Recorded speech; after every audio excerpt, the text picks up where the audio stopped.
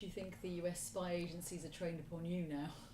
Well, I think I think that any journalist now who is working on national security issues and is investigating the national security state is under some form of surveillance. I think that a lot of it is aimed at tracking our metadata to figure out who we're talking to. It's not so much that they want to go after journalists, although that's happening. I think it's that they're trying to stop anyone from within the government from becoming a whistleblower.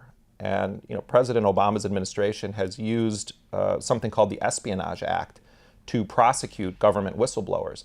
The Espionage Act was passed in 1917 to go after people who were collaborators with the Germans. And now it's being used to go after NSA analysts who say, "I think the Constitution is being violated in the work that I'm doing." And the one thing that the Edward Snowden case, I think, has really brought to the sort of public light is the extent to which the British and American governments are abusing their authorities when it comes to secrecy and to spying. They're vacuuming up all of our data, and they're trying to say to us, "Well, you have nothing to fear here if you're not doing anything wrong. We're not going to go and look at your Google chats or your emails unless you do something wrong." And it's sort of a trust Big Brother mentality. And I mean, it's Orwell couldn't have scripted it better in the sort of modern age. It's just that he didn't have a firm grip on what the technologies were going to be.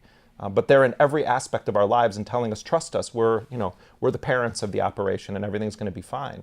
But it's not fine. It's a ticking time bomb where everyone's information is being stored by governments, and these governments are largely staffed at this point by private contractors working for-profit corporations who have access to the most sensitive secrets of the state and to all of our data.